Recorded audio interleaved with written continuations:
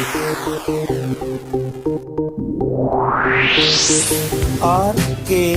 स्वागत है दोस्तों आपका एक बार फिर से हमारे YouTube चैनल RKB कैंफी वीडियोस में। हेलो एल्केन का हमारा अभ्यास के प्रश्न में 11वां प्रश्न चला हुआ था, जिसमें हमने 5 पार्ट जो है इस 11वें क्वेश्चन के आपके सामने पहले ही प्रस्तुत कर दिए हैं पिछली वीडियो में। अब आज की वीडियो में हम उससे आगे के बचे हुए जो प्रश्न हैं, जो पार्ट हैं, उनको लेकर चलेंगे, जिनमें सबसे पहला पार्ट आपका है एथेनॉल से इथाइल फ्लोराइड। एथेनॉल का फॉर्मूला होता है CH3CH2OH, ये तो होता है एथेनॉल। अब एथिल फ्लोराइड, एथिल यानी C2H5, इसको CH3CH2F लिख सकते हैं। ये एथिल फ्लोराइड का फॉर्मूला, यानी हमें OH से F लाना है। आप लोगों ने थ्योरी में जो रिएक्शंस पढ़ी हैं उनमें डायरेक्ट फ्लोरीन की कोई रिएक्शन नहीं पढ़ी है। तो सबसे पहले यहां पर अगर हम PCl5, PCl3, SOCl2, HCl, HX वगैरह इन सभी की रिएक्शन करा दें, किसी की भी रिएक्शन कराने पर, और चलिए हम यहाँ पर PCl5 की रिएक्शन करा रहे हैं, तो हमें यहाँ पे प्राप्त हो जाएगा CH3CH2Cl, एथिल क्लोराइड प्राप्त हो गया। अब इसके बाद आपको हेलोजन एक्सचेंज मेथड में 2 रिएक्शन बताई गई थी, एक फिंकलस्टीन रिएक्शन और एक बताई गई थी स्वार्ट्स रिएक्शन। ये केवल फ्लोरीन के लिए होती है स्वार्ट्स रिएक्शन, यानी अगर किसी भी अकार्बनिक फ्लोराइड जैसे Ag2F2 है, Hg2F2 है, उनकी रिएक्शन, फ्लोरीन वाले की रिएक्शन अगर हम क्लोरीन या ब्रोमीन आदि के साथ करा दे तो सीधा हमारा फ्लोराइड प्राप्त हो जाता है, हेलोजन एक्सचेंज हो जाते हैं। तो यहाँ पर आप रिएक्शन कर लीजिए H2F2 की, मर्क्यूरस फ्लोराइड की, अगर इसकी रिएक्शन हम करा दे तो हमें एथिल फ्लोराइड प्राप्त हो जाता है। अब दूसरी रिएक्शन को देखिए, तो दूसरी में कहा है bromomethane to propanone. Bromo Br methane CH3 एक कार्बन पर हो जाएगा, तो ब्रोमोमेथेन हो जाएगा CH3Br। प्रोपेनोन एसीटोन है, तो प्रोपेनोन यानी CH3COCH3, इसका हमें निर्माण करना है, हमें 2 कार्बन बढ़ाने हैं। अब ये 2 कार्बन बढ़ाने के अलग अलग तरीके होते हैं वैसे, लेकिन एक जनरल सा तरीका जो आप लोगों को अगली एक्सरसाइज में भी आवश्यकता पड़ेगी, उसको हम लेकर चलते हैं। आप लोगों ने पढ़ा था कि अगर हम CH3Br की रिएक्शन KCN के साथ करा दें तो हमारा KBr अलग हो जाता है और यहां पर CH3CN प्राप्त हो जाता है, मेथिल साइनाइड। अब यहां पर हमारा 1 कार्बन था, अब 2 कार्बन हो गए। कार्बन बढ़ाने के लिए हमारी मेन इंपॉर्टेंट रिएक्शन है। अब अगर हम साइनाइड कंपाउंड का हाइड्रोलाइसिस करते हैं, इसके साथ जल की अभिक्रिया करते हैं, तो जल की अभिक्रिया कराने पर हमें सीधे रूप में CH3COOH प्राप्त हो सकता है। किसी भी साइनाइड कंपाउंड का जल अपघटन कराने पर, पूर्ण जल अपघटन होता है ये, कराने पर हमें अम्ल प्राप्त होते हैं। ये एसिटिक अम्ल हुआ। अब एसिटिक अम्ल के साथ अगर हम अक्षार की, जैसे कैल्शियम हाइड्रोक्साइड है, उसकी रिएक्शन करा दी CaOH होल ट्वाइस की, कैल्शियम हाइड्रोक्साइड की अभिक्रिया कराने पर हमें प्राप्त हो जाते हैं CH3COO ट्वाइस Ca। किसी अम्ल और अक्षार की अभिक्रिया कराने पर हमें लवण प्राप्त हो जाता है। अब अगर इस लवण को हम गर्म कर दें, शुष्क आसवन कर दें, तो उसमें से कैल्शियम कार्बोनेट अलग होकर एसीटोन प्राप्त हो जाता है। एक रिएक्शन का तरीका तो है ये। इसके पश्चात हमारा एक दूसरा तरीका और है कि अगर हम यही CH3CN की अभिक्रिया ग्रिग्नार्ड अभिकर्मक यानी CH3MgBr से करा दें। इस क्यों कराई गई इसकी अभिक्रिया? देखिए यहाँ हमारे 2 कार्बन है, 1 कार्बन यहाँ पर है, 3 हो गए, जबकि यहाँ एसीटोन में भी हमें कितने कार्बन चाहिए? 3 कार्बन चाहिए। तो यहाँ पर जो यौगिक बनेगा उसका फिर जल अपघटन कराने पर, अब यहाँ जो यौगिक बन रहा है मैं एक बार उसकी स्ट्रक्चर बना दूं। यहाँ पर बनने वाला यौगिक होगा CH3C ट्रिपल बॉन्ड N होता है एक्चुअल में, CH3CN। इसके साथ जब हम ग्रिग्नार्ड अभिकर्मक यानी CH3MgBr की रिएक्शन करते हैं, ज्यादातर जो रिएक्शंस होती हैं वो अपोजिट चार्ज वाले एलिमेंट्स के साथ होती हैं, उनके पॉइंट्स आपस में जुड़ेंगे, क्योंकि पॉजिटिव चार्ज में तो सेम चार्ज में तो रिपल्सन फोर्स होता है और अपोजिट चार्ज ही एक दूसरे को अट्रैक्ट करते हैं। तो यहाँ कार्बन और नाइट्रोजन में देखिए तो नाइट्रोजन पर नेगेटिव चार्ज होता है विद रेस्पेक्ट टू कार्बन। अब यहाँ अगर CH3Mg में देखिए तो Mg पॉजिटिव और CH3 नेगेटिव। अब ये नेगेटिव किस पर अटैक करेगा, इस पॉजिटिव पर, और ये पॉजिटिव अटैक करेगा इस नेगेटिव पर, यानी ये बन जाएगा हमारा CH3 सिंगल बॉन्ड C, ये दूसरा CH3, ये दूसरा CH3, और यहाँ ट्रिपल बॉन्ड के बजाय हो जाएगा डबल बॉन्ड NMgBr। अब जैसे ही हम इसका जल अपघटन करेंगे तो जल अपघटन करने पर ये CH3 CH3 CH3 CH3 C double bond O बन जाता है और हमें एसीटोन प्राप्त हो जाता है। तो आप इस तरीके से कर लीजिए रिएक्शन, या फिर इस दूसरे तरीके से। मैंने आपको दो तरीके बता दिए, आप किसी भी तरीके से इस रिएक्शन को कर सकते हैं। मैंने आपको पिछली वीडियो में भी कहा था कि हमें केवल कंपाउंड बनाना है, उनके फॉर्मूले भी अगर हमें पता है तो भी हम मार्क्स प्राप्त करने के हकदार हो जाते हैं, इसलिए ये इनके फॉर्मूले तो सही सही जरूर लिखें। तो चलिए अब इसके बाद अगले पार्ट्स को देख लेते हैं। यहाँ पर आप इन प्रश्नों को देख सकते हो। अगले पार्ट में हमें ब्यूट 1इन से ब्यूट 2इन बनाना है। तो ब्यूट 1इन यानी CH3 CH2 CH double bond CH2 से हमें बनाना है CH3 CH double bond CH single bond CH3। ये कंपाउंड बनाना है, यानी केवल डबल बॉन्ड की पोजीशन चेंज करनी है। अब इस पोजीशन को अगर देखा जाए तो अब इस डबल बॉन्ड की पोजीशन किस प्रकार से चेंज कर सकते हैं। तो देखिए सबसे पहले इसमें अगर हम HBr का हाइड्रोजन ब्रोमाइड का योग कर दें तो हाइड्रोजन ब्रोमाइड का योग यहाँ पर आप एंटी मार्कोनिकॉफ या मार्कोनिकॉफ नियम के अनुसार वो देखना होगा। तो यहाँ पर आपका हो जाएगा CH3 CH2 फिर हो जाएगा CH सिंगल बॉन्ड Br और फिर सिंगल बॉन्ड CH3। अब उसके बाद हमें इस ब्रोमीन को हटाना है और एक हाइड्रोजन निकालनी है।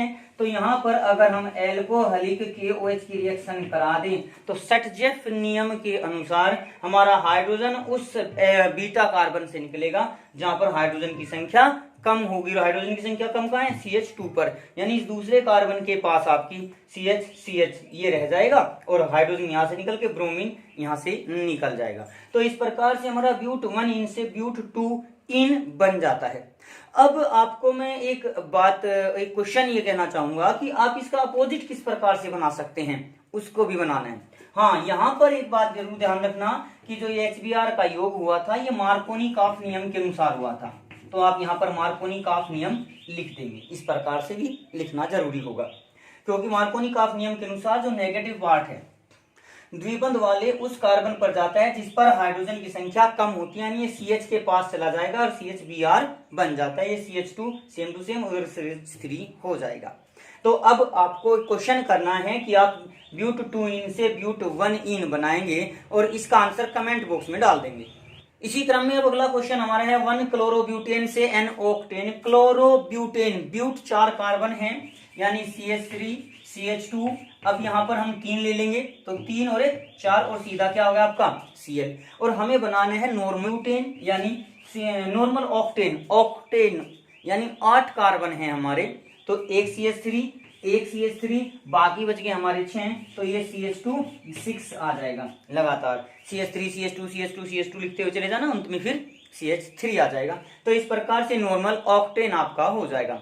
अब यहाँ पर देखिए हमें केवल कार्बन की संख्या डबल करनी है और हेलोजन को हटाना है। इसके लिए हमारी एक ही रिएक्शन है जो सबसे मेन इंपॉर्टेंट रिएक्शन है, सोडियम के साथ अगर रिएक्शन करा दें तो वो रिएक्शन होती है हमारी वुड्स अभिक्रिया। तो यहाँ पर वुड्स अभिक्रिया करा देने पर हमें ब्यूटेन क्लोराइड से, ब्यूटिल क्लोराइड जो है क्लोरोब्यूटेन, उससे हमें नॉर्मल ऑक्टेन प्राप्त हो जाएगा। तो इस प्रकार से ये क्वेश्चन भी आपका हो गया। चलिए एक पार्ट और बचा है, उसको भी देख लेते हैं। तो नेक्स्ट जो हमारा पार्ट है बेंजीन से बाइफिनाइल। ये अभी हमने जो 9वें पार्ट में किया है वुड्स अभिक्रिया, उसमें क्या था कि जब भी हम किसी एल्किल हैलाइड की रिएक्शन सोडियम से करते हैं तो हमें डाई एल्काइल प्राप्त हो जाते हैं, हेलोजन रिमूव हो जाते हैं। ये अभिक्रिया तो कहलाती है वुड्स अभिक्रिया। लेकिन जब यहाँ पर हम एरिल हैलाइड को ले देते हैं और सोडियम के ही साथ इसकी रिएक्शन कराएंगे तो हमारे बाई एरिल प्राप्त हो जाते हैं और इस रिएक्शन को कहा जाता है फिटिग अभिक्रिया। ये आपको बताई गई है। और जब एक एल्किल हैलाइड और एक एरिल हैलाइड ले लेंगे तो उस रिएक्शन को फिर वुड्स फिटिग अभिक्रिया कह दिया जाता है। तो यहाँ पर हमें बेंजीन से पहले कोई हेलोजन बनाना होगा, यानी बेंजीन के साथ अगर हम रिएक्शन करा दें, ब्रोमीन की ही करा रहे हैं चलिए, और किसी हेलोजन वाहक FeBr3 की उपस्थिति में, तो बेंजीन रिंग पर हमारा एक हेलोजन प्रतिस्थापित हो जाता है। तो ये हमारा एरिल हैलाइड हो गया, ब्रोमोबेंजीन हो गया। अब इस ब्रोमोबेंजीन के दो अणु सोडियम की उपस्थिति में मिलकर ये हमारे बाइफेनिल यानी बाई एरिल कंपाउंड बना देते हैं और ये हमारी कुछ स्ट्रक्चर इस प्रकार से बन जाती है ऐसे। ये हमारा बाइफेनाइल होता है। जो बाइफेनिल हमें बनाना है वो बाइफेनाइल ही हमारा ये कंपाउंड होता है। और यहाँ पर हम लिख सकते हैं फिटिग अभिक्रिया। तो इस प्रकार से ये क्वेश्चन हमने कंप्लीट कर लिया। हमारा ये जो क्वेश्चन नंबर 11 था ये कंप्लीट हो गया। अब एक बार इसके पश्चात क्वेश्चन नंबर 12 को भी देख लेते हैं, उसमें क्या दिया गया है। क्वेश्चन नंबर 12 में आपसे कुछ रीजन पूछे गए हैं कि इनके कारण बताइए ऐसा क्यों होता है, जिसमें सबसे पहला दिया हुआ है कि क्लोरोबेंजीन का द्विध्रुव आघूर्ण साइक्लोहेक्सिल क्लोराइड की तुलना में कम क्यों होता है। क्वेश्चन नंबर 12 में कहा गया है कि आप कारण बताइए। 3 क्वेश्चन इसमें कारण के पूछे गए हैं, जिनमें सबसे पहला कहा है कि क्लोरोबेंजीन और साइक्लोहेक्सिल क्लोराइड इन दोनों में से डाइपोल मूवमेंट वैसे दिया है इस क्वेश्चन में, लेकिन मैं एक क्वेश्चन अलग से बना रहा हूं कि किसका द्विध्रुव आघूर्ण अधिक होता है और क्यों। इन्होंने तो केवल ये कहा है कि क्लोरोबेंजीन का जो द्विध्रुव आघूर्ण है वो कम होता है या साइक्लोहेक्सिल क्लोराइड का जो द्विध्रुव आघूर्ण है वो ज्यादा होता है। लेकिन ये क्वेश्चन ये भी पूछा जा सकता है कि क्लोरोबेंजीन और साइक्लोहेक्सिन क्लोराइड में किसका द्विध्रुव आघूर्ण ज्यादा है। तो पहले इसकी स्ट्रक्चर बना ले, कारण अपने आप पता चल जाएगा। ये आपकी क्लोरोबेंजीन की स्ट्रक्चर कुछ इस तरीके से हो जाएगी Cl, और यहाँ पर ये डबल बॉन्ड द्विबंध हो जाएंगे, और साइक्लोहेक्सिल क्लोराइड की केवल इस प्रकार से हो जाएगी। तो यहाँ पर हम अगर द्विध्रुव आघूर्ण की बात करें तो द्विध्रुव आघूर्ण P इक्वल टू होता है Q गुना 12, जो कि होता है आवेश गुणा बंद दूरी के बराबर, बंद दूरी। अब यहाँ पर दोनों के बारे में अगर अलग अलग देखा जाए तो यहाँ क्लोरीन और साइक्लोहेक्सिल क्लोराइड में, क्लोरोबेंजीन में देखिए यहाँ 1 2 3 केवल 3 सिग्मा बंध हैं, तो ये आपका sp2 हाइब्रिड हुआ। यहाँ आपका 1 2 3 और चौथा हाइड्रोजन भी जुड़ा हुआ है, तो ये आपका एक sp3 हाइब्रिड कार्बन हुआ। तो एक तो कारण हो सकता है ये संकरण का, सबसे पहला कारण इसमें संकरण का हो सकता है कि चूंकि क्लोरोबेंजीन में कार्बन परमाणु हेलोजन से जुड़ा हुआ कार्बन परमाणु sp2 संकरित है, जबकि साइक्लोहेक्सिल क्लोराइड या क्लोरोहेक्सेन में जो आपका कार्बन परमाणु है वो sp3 संकरित है।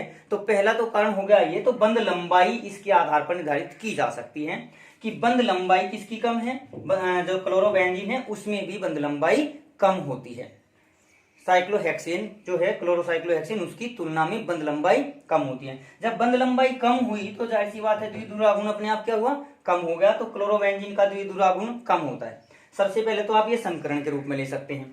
दूसरा कारण फिर हम एक और ले सकते हैं कि जो बेंजीन रिंग होती है वो एक इलेक्ट्रॉन विड्रॉइंग ग्रुप होता है, क्लोरीन भी इलेक्ट्रॉन विड्रॉइंग ग्रुप होता है, यानी ये अपनी ओर को इलेक्ट्रॉन खींचता है, ये अपनी ओर को इलेक्ट्रॉन खींचता है। दोनों जब अपनी अपनी ओर को खींचेंगे तो लगने वाला जो बल है वो कम हो जाएगा, यानी आवेश की मात्रा कम हो जाएगी। तो दूसरे स्थान पर हम आवेश के बारे में कह सकते हैं कि बेंजीन रिंग एक इलेक्ट्रॉन विड्रॉइंग ग्रुप है, जबकि क्लोरीन भी इलेक्ट्रॉन विड्रॉइंग ग्रुप होता है, जिस कारण इनके बीच उपस्थित आवेश घट जाता है, कम हो जाता है। यहाँ पर भी ये केवल आवेश के साथ साथ हम ध्रुवीयता भी कह सकते हैं कि ध्रुवीय लक्षण कम हो जाते हैं।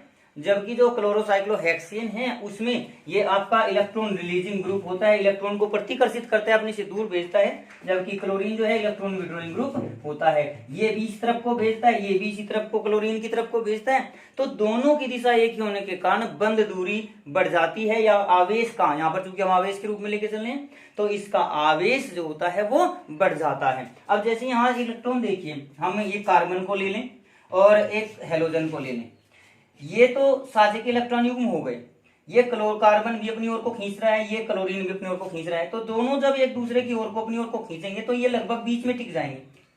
लेकिन अगर हम क्लोरोसाइक्लोहेक्सेन में लेकर चलें तो कार्बन भी अपने से दूर की ओर फेंकता है और क्लोरीन भी अपनी ओर को खींचता है, तो इस पर नेगेटिव चार्ज ज्यादा उपस्थित हो जाता है विद रेस्पेक्ट टू क्लोरोबेंजीन। तो आवेश ज्यादा होने के कारण भी हम कह सकते हैं कि जो साइक्लोहेक्सेन है, क्लोरोसाइक्लोहेक्सेन, उसका द्विध्रुवा गुण अधिक हो जाता है।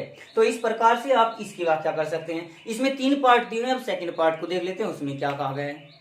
दूसरे पार्ट में कहा गया है कि एल्किल हैलाइड ध्रुवीय होते हुए भी जल में अमिश्रणीय क्यों है, यानी वह जल में घुलनशील क्यों नहीं होता। इस दूसरे पार्ट का जवाब तो आप केवल इतना कर सकते हैं, जैसे कि आपने विलियन वाले चैप्टर में पढ़ा था कि लाइक डिजोलाइक थ्योरी है कि अगर विलेय और विलायक के अणुओं के बीच में समान प्रकार का आकर्षण बल है तो उनकी विलेयता अधिक हो जाती है। तो यहाँ पर हम कह सकते हैं कि एल्किल हैलाइड ध्रुवीय होने के बावजूद भी जल में उपस्थित हाइड्रोजन बंध को नहीं तोड़ पाते। इस कारण या कह सकते हैं कि जो विलियन वाले चैप्टर का रीजन है वो लगा सकते हैं कि जल तथा एल्किल हैलाइड के अणुओं के बीच लगने वाला आकर्षण बल एल्किल हैलाइड तथा जल और जल के अणुओं के बीच लगने वाले आकर्षण बल से कम होता है। इस कारण एल्किल हैलाइड जल में घुलनशील नहीं होते। तो अब तीसरे पार्ट को देख लेते हैं। आपको अपनी कॉपी में जिसका आंसर है केवल इसी प्रकार से लिखना है, ज्यादा नहीं। तो अब तीसरा पार्ट जो है उसको देख लेते हैं। तीसरे और अंतिम पार्ट में कहा है कि ग्रिग्नार्ड अभिकर्मक, ये ग्रिग्नार्ड अभिकर्मक जो है, इसे ग्रिग्नार्ड अभिकर्मक का विरचन निर्जलीय अवस्थाओं में करना चाहिए, यानी उसका निर्माण निर्जलीय अवस्था में, शुष्क अवस्था में क्यों किया जाता है। ग्रिग्नार्ड अभिकर्मक को जल की अनुपस्थिति में शुष्क स्थिति में बनाया जाता है। इसका क्या कारण है? देखिए, ग्रिग्नार्ड अभिकर्मक जो होता है वो Rx की जब हम Mg के साथ अभिक्रिया करते हैं शुष्क ईथर की उपस्थिति में, तब हमारा ग्रिग्नार्ड अभिकर्मक RMgX प्राप्त हो जाता है। अगर ये शुष्क अवस्था ना हो, यहाँ पर जल वाष्प हो, तो क्या होता है, क्यों बनाया जाता है इसे शुष्क स्थिति में? तो उसका कारण क्या है कि जो RMgX है वो जल के साथ क्रिया करके जल अपघटित हो जाता है, इसके साथ क्रिया कर लेता है और क्रिया करके MgXOH अलग निकाल देगा और RH यानी एल्केन का निर्माण कर देता है। तो आप इस क्वेश्चन के आंसर में यही लिखेंगे कि ग्रिग्नार्ड अभिकर्मक जल के द्वारा अपघटित होकर या जल के साथ क्रिया करके एल्केन का निर्माण कर देता है। जब अर्थात हम कह सकते हैं कि यहाँ पर हमें ग्रिग्नार्ड अभिकर्मक प्राप्त नहीं होगा। अगर यहाँ पर जल होगा तो अंतिम उत्पाद हमारा एल्केन होगा। तो इसी कारण से ग्रिग्नार्ड अभिकर्मक को शुष्क स्थिति में, शुष्क परिस्थितियों में या जल की अनुपस्थिति में निर्मित किया जाता है। तो आज की वीडियो में हमने आपके सामने क्वेश्चन 11 के बचे हुए पार्ट को और क्वेश्चन 12 को विस्तार पूर्वक प्रस्तुत कर दिया है। इनके नोट्स भी आप अपनी कॉपी में साथ के साथ, यानी इन क्वेश्चंस को जो है आप अपनी कॉपी में जरूर करें। और अगर अभी भी कहीं किसी प्रकार की कोई समस्या आपको आती है तो आप हमें कमेंट बॉक्स के जरिए बता सकते हैं कि इस क्वेश्चन में हमें ये बात समझ नहीं आई, हो सकता है हम उसके बारे में आपको और ज्यादा एक्सप्लेनेशन दे सकें, तो और आप अच्छी प्रकार से उसको समझ सके। तो अगर किसी प्रकार की कोई समस्या आती है तो आप हमें कमेंट करके जरूर बताइए। आज की वीडियो में बस इतना ही। अगली वीडियो प्राप्त करने के लिए हमारे चैनल को सब्सक्राइब करें, वीडियो को लाइक करें और अगर वीडियो अच्छी लगे तो कमेंट्स करें और दोस्तों को भी शेयर करें।